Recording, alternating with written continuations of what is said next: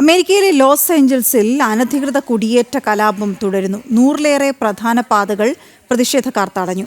3 ദിവസമായി തുടരുന്ന കലാപം നിയന്ത്രിക്കാൻ ട്രംപ് വിന്യസിച്ച നാഷണൽ ഗാർഡ്സിനെ പിൻവലിക്കണമെന്ന് ഗവർണർ ആവശ്യപ്പെട്ടു. വിഷയത്തിൽ ട്രംപ് മൗനം തുടരുകയാണ്. വിവരങ്ങളുമായി ഐസൻ ജോസ് ചേരുന്നു. ഐസൻ, എന്താണ് ഇപ്പോഴത്തെ സാഹചര്യം?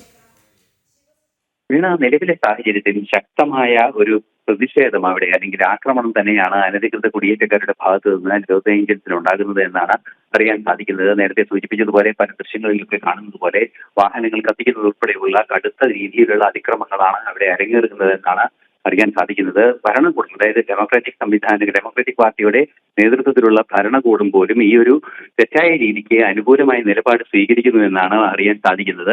അതുകൊണ്ട് തന്നെ കർശനമായ നടപടികൾ ഉണ്ടാകുമെന്ന് തീരുമാനം ട്രംപിന്റെ ഭാഗത്തു നിന്നുണ്ടാവുകയും ചെയ്തിട്ടുണ്ട്. ട്രംപ് ഇക്കാര്യത്തിൽ വളരെ ക്രിയാത്മകമായ ഇടപെടൽ നടത്താനുമുള്ള നടപടികൾ ഇന്നലെ തന്നെ കൈക്കൊണ്ടിരുന്നു. നാഷണൽ ഗാർഡ്സിനെ ഉൾപ്പെടെ 2001 നാഷണൽ ഗാർഡ്സിനെ മേഖലയിൽ വിന്യസിക്കുന്നത് ഉൾപ്പെടെയുള്ള നടപടികളിലേക്ക് നീങ്ങുകയും ചെയ്തിരുന്നു. ഇനി പൂർണ്ണമായും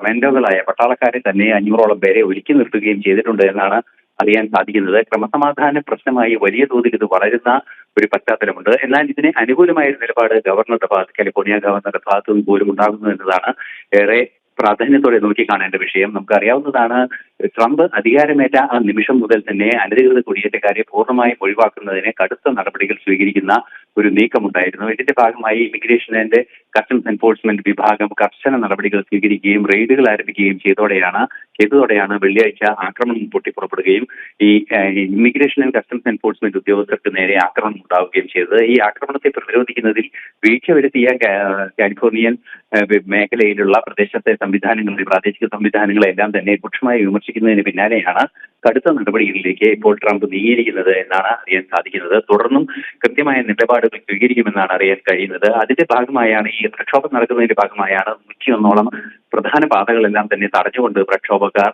അക്രമങ്ങൾ അഴിച്ചുവിടുന്ന ഒരു സാഹചര്യമുണ്ട് എന്നറിയാൻ സാധിക്കുന്നത്. 130ഓളം പേർ അറസ്റ്റിലായിട്ടുണ്ട് ഇതുവരെ എന്നും വിവരങ്ങൾ ലഭ്യമാകുന്നുണ്ട്. ഓക്കെ, ശരി ഐസൻ.